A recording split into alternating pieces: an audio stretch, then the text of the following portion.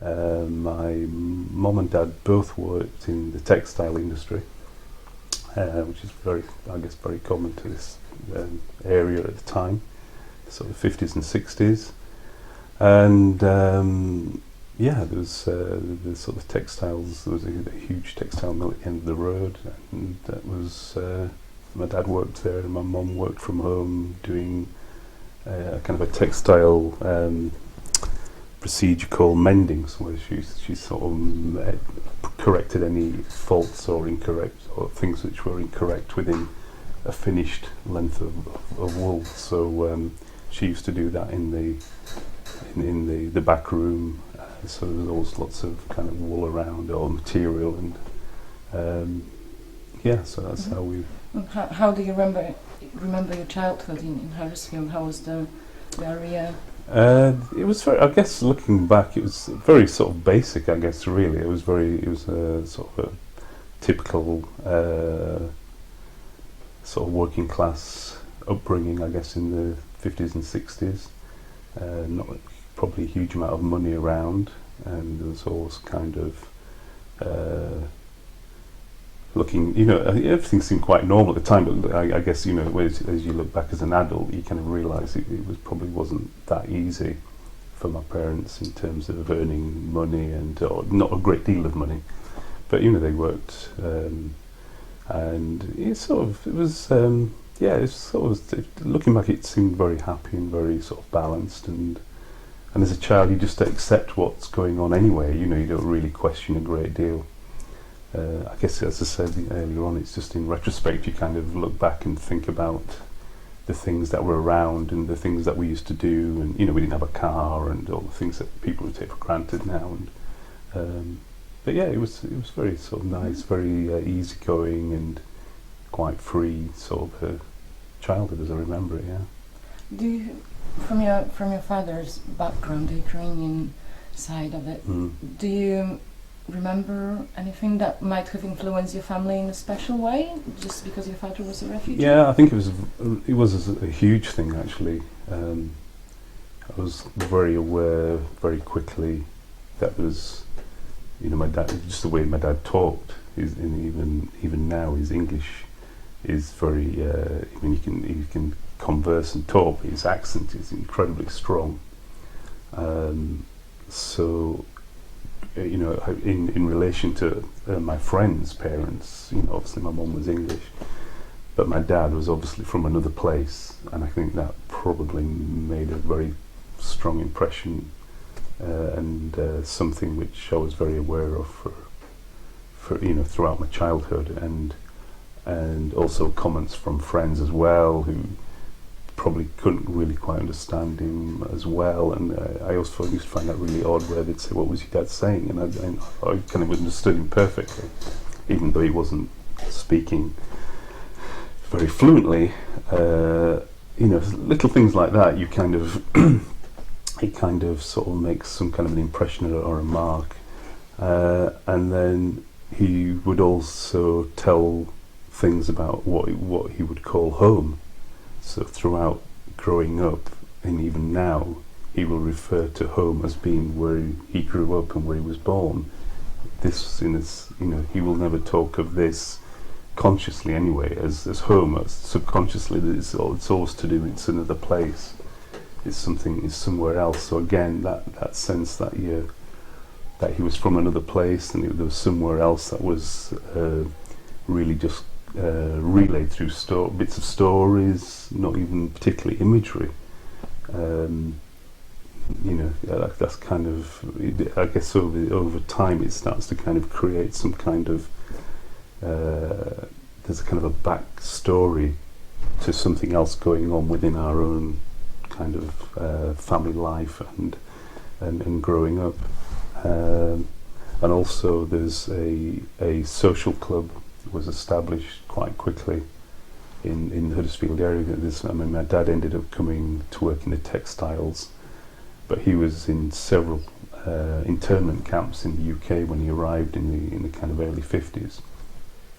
And for a while he didn't really know where he was going to go. He always says that everyone had the hope in a way, or they kind of, rather than going back home, that they would maybe end up in the States, or they go to America. That was kind of the place where that would be the ideal, is to go as, as he used to say, was kind of going as far away as he could, because after the Second World War and the Ukraine became part of the Soviet Union, to go back there would have been, you don't know, it wouldn't have been very good. It would have been stepping into something really bad, even though he'd left his mother and brothers and sisters behind.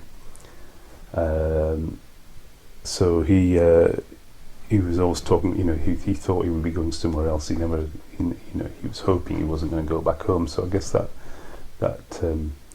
obviously must have been quite a problematic thing for him to be kind of working through. But anyway, he eventually, a number of Ukrainians came to Huddersfield to work in the textiles, and word must have got around through letters that there was plenty of work, and he could leave these various kind of camps that they were kind of based in, and just came to Huddersfield and shared a rented house with a number of Ukrainians. So again, it was I guess a very powerful thing. To kind of on a weekend or at weddings, we'd go to the club, and there was men and women speaking Ukrainian, who were my dad's kind of peers.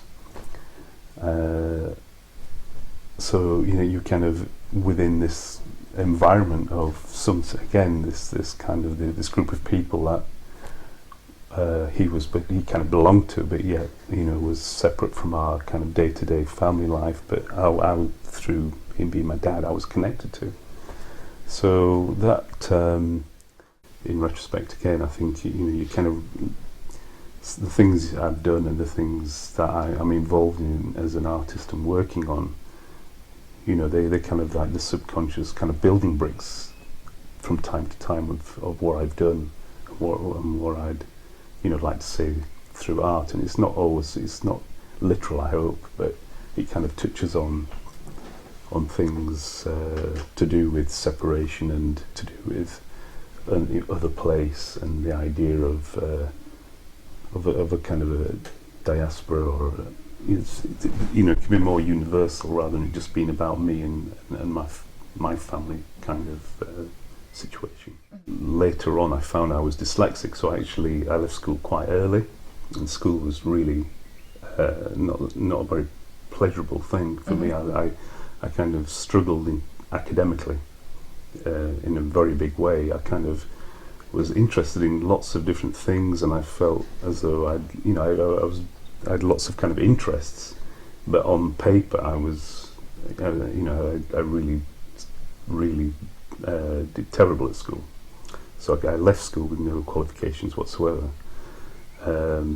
So schooling was kind of okay, but it was in the 60s, and there was no kind of extra help, or there was nothing kind of going on which would sort of get you through exams and that kind of thing.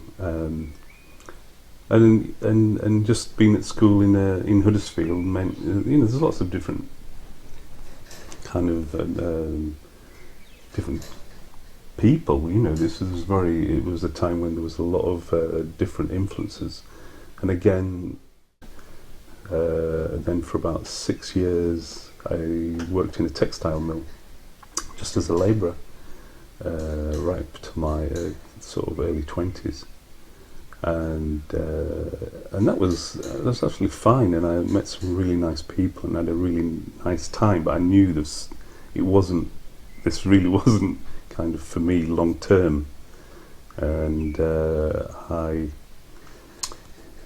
I'd always been good at drawing, and then this kind of idea that was it seemed at school that was the one thing that I was good at, and sort of athletics and stuff. So it was a very naive thing I hung on to throughout that time, was that I could draw. And I was, at the time I was hanging around with a group of people who were still at college, who I'd met, and they were doing some kind of really interesting things and making little films and stuff, which was totally kind of outside of my sort of day-to-day thing. and one of them said that he was going off to do art foundation in Huddersfield. Which didn't mean, I couldn't kind of make sense of what he meant with art foundation. I was trying to work out what that could be, and eventually I found out he was doing a 1-year course in art to then maybe go and do a degree. But he did this thing first of all. So I talked to him, Tim, and he said, "Oh yeah, you get a portfolio together and then you just apply." And I did a portfolio of work and turned up for an interview about 6 months later, and they accepted me. So I left working in the mill on the Friday, and on the Monday I started this art foundation course. And that, I guess, was, that was a huge turning point for me, I think 1983, something like that. How did you, throughout your learning, how did you get into this kind of art form? To go from drawing to, how would you even describe it? Yeah, I know, it was a series of lots of big steps in a way, and just kind of the usual sort of exciting thing of it sounds really cliche, but this kind of, it literally was these doors opened, and all of a sudden, from sort of quite naive ideas of what drawing and art could be, you just kind of was a chain reaction to lots of different artists and kind of different kinds of work in the past, and people who were working in the present and seeing exhibitions, and just a kind of a big this door open, and I just kind of just devoured it and just kind of tried to see and read as much as I could about this work. And then I went through that year, and I then got accepted to do a degree in Newcastle upon Tyne. So I did a 3-year degree there, and that's when it really then, the great thing about art college is you can, it's a way of just discovering yourself, really. You can go there to learn to do these different disciplines and techniques maybe, but actually you end up just exploring yourself, or I did, and a lot of people around me seem to be doing the same. So slowly but surely, with tutors, a couple of really important tutors I had at Newcastle really encouraged me to kind of look into this kind of history, into this family connection, and to really kind of go in there and see what I could bring out, which would kind of make work and make art, or whatever you want to call it. So, more about your art form. You've said you've worked with art by discovering different materials. How would you, if you can give me a short story on your journey through arts and where you're now? That is really hard, because the kind of the forms take a number of, there's so many different forms that the art has taken. But I'll give you one. One of the sort of big, sort of important pieces that I think I've made, or will ever make, I think, was, and this is kind of it's a nice story as well, but in 1990 I made a piece of work called Trace Elements, and that came about, there's kind of lots of different things just kind of converged all at the right time. I'd left college a couple of years, and I was again making, the ideas were about this other place, and in 1990 it was the time of Gorbachev, and there was Perestroika, and there was all kinds of amazing political things happening in Eastern Europe. So there was this kind of wave of a sense of some kind of change, or there's something was happening, which was kind of dominating my thoughts. And this particular day, I overheard a TV news item. I was in Newcastle, and I wasn't even watching it. I heard it in the other room about 8 Russian submarines were being scrapped in a place called Blythe, which is about 10 miles north of Newcastle. So I came running round and sort of just caught the last little bit of it. And I thought, oh, that sounds weird. So, and this was pre-internet. So, whereas now you immediately type in, you Google something to find something out. I had to make some phone calls to kind of check on what I thought I just heard. And sure enough, that these 8 Russian submarines were in Blyth, and they were being literally cut up for scrap. And I think, for me, that metaphorically, that idea of this kind of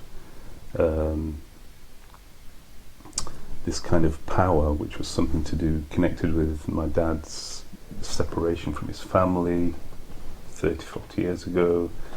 Somehow these submarines were sort of really symbolic of this change, of the idea that these submarines could end up being sold to a scrap firm in Rotterdam, and then they were towed across the North Sea to England, and they were going to be scrapped. Literally, the metal would just disappear into this country, into the world, just to make all these things. And that idea of this manifestation from one thing and what they symbolized into another, which would then disappear, was really powerful.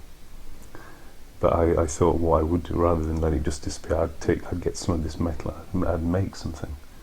And I got involved in a project where I got metal from 8 of these submarines, and I cast them into 8 bells, and these bells were about 2 foot high. And it was part of a large project. And on the River Tyne in Newcastle, there's a bridge, and for the work, I installed these bells of one of the bridges. So at such a height that when the tide, the river rose with the tide, because it's near the sea, the bells would slowly disappear under the water, and they were ringing as they got submerged. So they'd be under the water, and then when the tide went down again, the bells would reappear. So it was this whole kind of process of the metal being transformed into these other objects and these bells, and again them sort of replicating or being sort of in some way the nature of the submarines, of rising and disappearing and rising. And these particular vessels were very much about surveillance. So they were covert, and they were kind of trying to listen to radio signals from whoever. So there's this kind of, it was to do with this secret almost as well. From your own connection. Yeah. So there's this metal was kind of connecting to the water and the sea and going back out. This noise was going back out into the sea.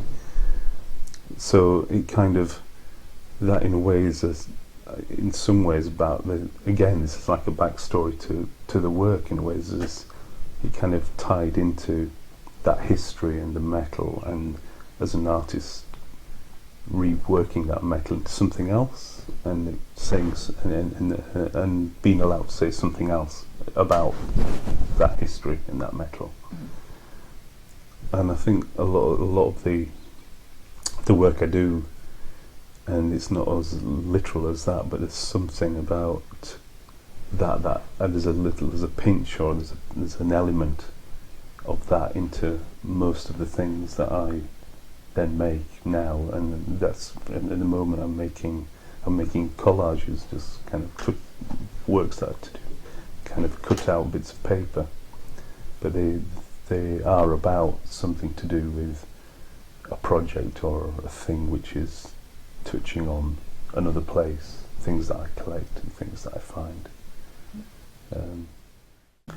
I do feel increasingly connected. I would have at one time not quite realised how much, but it really that is something that has become stronger since being here, even though it kind of is something I think about, and it's something that's slightly uncomfortable. It's something that I recognise as well. It's something. It is very familiar, and that I kind of take comfort from that side of that complexity. Mm-hmm. And what changes have you seen since coming back again in the environment, in people? Quite a lot, actually. It's sort of, unfortunately now, because I've been back for 12 years, it's sort of now becoming a sort of it's become sort of part of my environment again. But when I first moved up again, I really did feel, I noticed there was a big change. I don't know, but I don't know how I put my finger on it in a way. Mm-hmm. I guess it's to do with, you can come back 20 years older than when you left somewhere. It's always going to be. It's a multitude of different things. Mm-hmm. I really can't pin it down, to be honest. And I knew, I knew quite quickly that I would leave Huddersfield as well. I knew there was going to be a sort of a moment where I would separate and go to another place and do stuff. So I was kind of more interested in what was next and round the corner, and it was going to be somewhere else. So at what point in life you've started calling yourself an artist? You started thinking of yourself as an artist? It was not until a good few years after I left college that I dared say it in a way. It was too. It's sort of, you have to maybe kind of earn it in some way. It took me a long time to have the experience in a way to sort of call myself an artist. It still feels kind of pretentious in some ways, and it's really, which is crazy because it's a brilliant way of telling people what you do. But I think because of the way I maybe came through the various stages, when I left school, it was impossible from the family background and the kind of structured route that I would have imagined I would have taken. It's such a leap to go from there to kind of being an artist and sort of making work and showing work. That's such a big chasm. It still kind of sometimes does slightly stick, but it's a silly thing to do. I know it is. Mm-hmm. But it did take me a few years to call myself an artist to a person I didn't know. Mm-hmm. If you can pinpoint your work in the arts department, would you describe yourself as a sculptor? How would you describe yourself? I think it's more of a kind of conceptual artist, because I think I do make things, but I also have had lots of things made for me. So I think I think right the way through, the important thing for me has been the idea, and then you work out how to realise the idea or the piece of work. So I kind of, maybe I'm wrong, but I kind of see a sculptor as being someone who will be in the studio making something from start to finish. I could be wrong in that definition, and I'm not saying that sculptors don't use ideas. I don't know. I think in 2013, the lines between the different disciplines are so kind of blurred now and grey. 100 years ago, it would have been much easier to kind of categorise yourself as a painter, sculptor. But now, artists kind of work in a far more fluid way, I think, which is fantastic, and artists who make things also make films and take photographs, and it's kind of far more it's now the field is so much broader to enable you to kind of move within all those different disciplines. So yeah, I think it's more of a conceptual artist, I think, is what I'd write down as being my discipline, really. Mm-hmm. I know that doesn't help, does it, at all? I haven't pinned it down at all. I was trying to actually get it, because I've seen some of your work. Yeah. Whenever I could get it, but it's I can't put it in a framework. Like what's. It's very difficult. I don't, and that's really. I'm pleased. That's to me is kind of is something to kind of celebrate. I'm really. that's kind of what makes it interesting in a way. It's kind of, it's able, I managed somehow to enable it to kind of remold how things look and how things are shaped and how things are presented. And it's from, using computer generated animations through to making these collages out of paper, and just sort of just arranging things in a composition. But as I say, they have this kind of ideas behind them. But that's great that I can kind of move between those kinds of processes, and I think that's what's, in what I do, that's really important. It's kind of just keeps it's got to keep fresh for me. I know there's an awful lot of artists, and a lot of artists that I really admire, and they spend a lifetime following a single kind of path, and they produce work which you can kind of follow as within imagery, and it makes one continuous kind of flow. And some of that work is fantastic, but for me, it doesn't work. It just kind of doesn't work like that. It's been constantly changing. And did a show, and someone once said that's like a group show, and that to me that's a fantastic compliment. The idea that it was all kind of made by me or for me, but it looked like four different people had kind of made the work. So maybe there's 4 different people working inside me or something. I don't know, but which is possible. It's split personality. if you could have, I'm sorry. Slightly scary, but I've just stumbled on there. I think it just goes far deeper. It's to do with growing. I think, growing up within this place and within my situation has created a certain work, and by being here, that's what happened. And I can't really explain it any more than that. And it starts really small, and then you kind of grow up, and you're within the family, and that influences you. And it just so happened we were here. And those things are obviously fed off and absorbed, and then some of it comes out in the work. But I find it really hard to say, because I grew up in Yorkshire, this is what, it's a great place to grow up and to be now.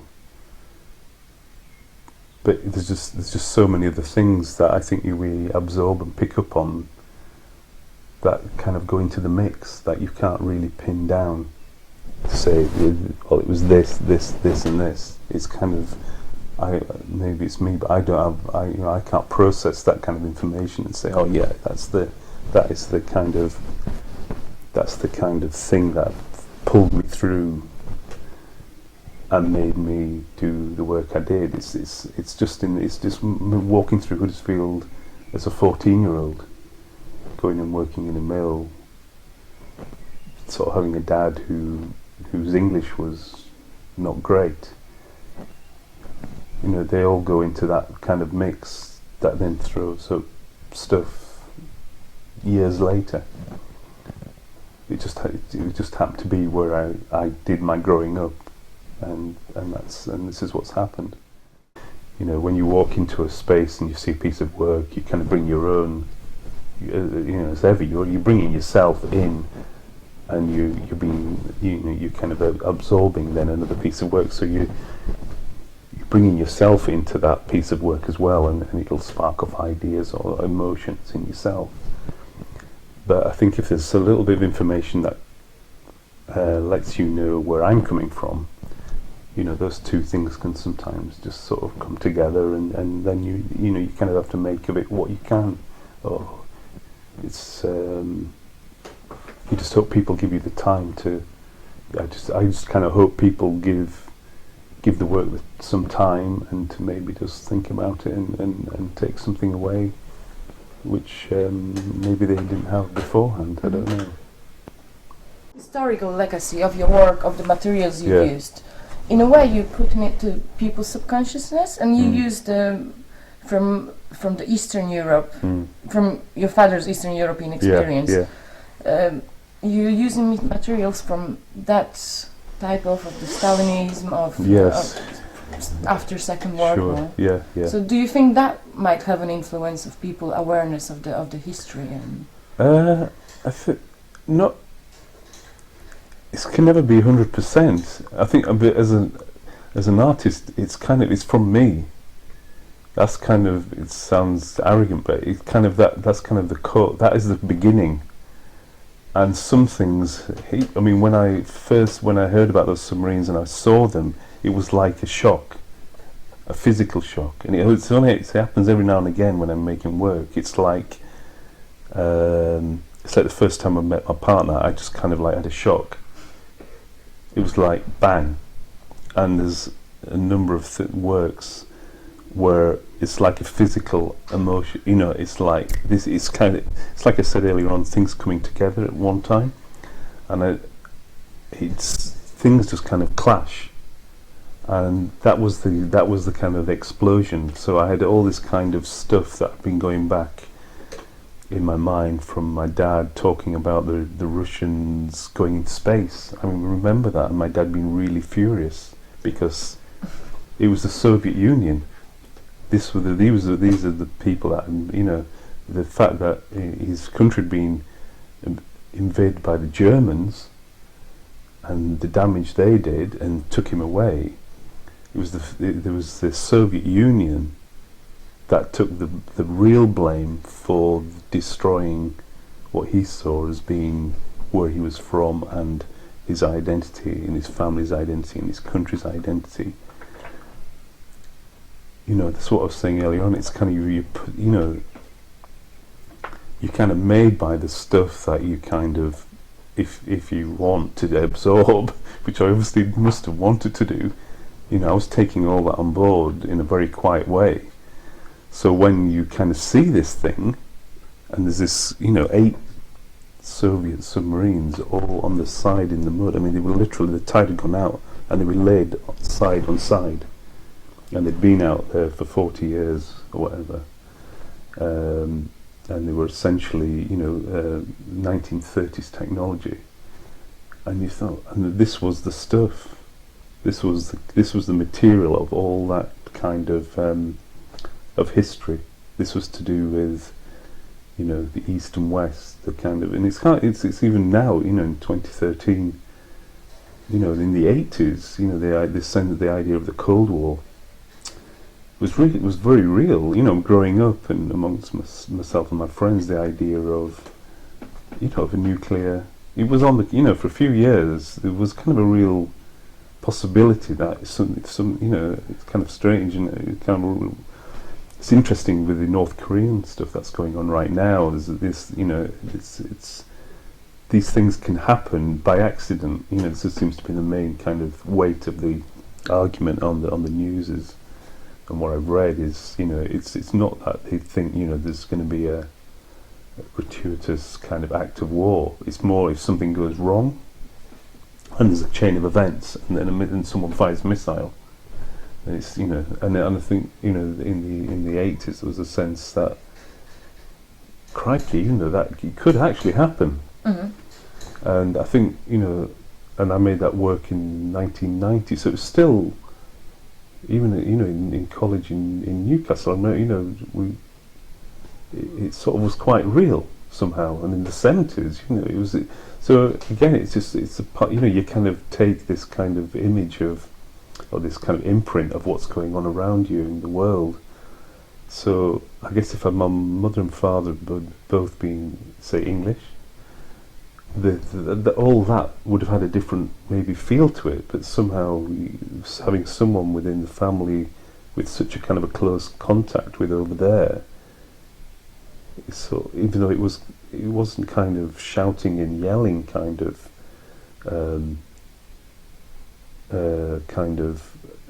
discussions, it was sort of brought up. It was brought to the surface on a regular basis. So when I saw the submarines, you know, it was kind of this conduit. It's kind of coming from me, and there's this kind of a shock, and then there's this. You make this work which somehow instills that, and then you have an audience who go and see the work, and it was only there for 2 months, and then I remelted them down again. So actually, the submarine bells. So the submarines, they get melted down into the 8 bells, and then I melt them down again, so they're destroyed. So the kind of it's through stories like this, and through talks, and through things that have been written, that it's kind of an archival thing almost of that moment, and that's what really interested me. There was kind of there was interest from people about the bells and what would happen next, and I said, oh no, they're gonna disappear again. So this again is this kind of cycle. They just they went into another project, but you kind of blink, you see it, you blink again, and it's gone. And I think and just within sort of our lifetime, there's this kind of timeline of events and things, and they come and they go. And I mean, it's interesting. Like today, this Margaret Thatcher gets buried, and so in our lifetime, she's been there she left office 20 years ago. But it's kind of like in the context of our life, it's kind of just a moment, really. And then within history, it's a moment. And I think that's what's within that kind of work, or that particular project. That's where I was trying to. There's a before, then it happens, then there's an after, and it's how do you remember that event, afterwards. I probably still haven't answered your question. Mm-hmm. There's a good story though. Yeah. Thank you very much, Stefan, you're for welcome. that. No, thank you very much. See, I can't tell a story.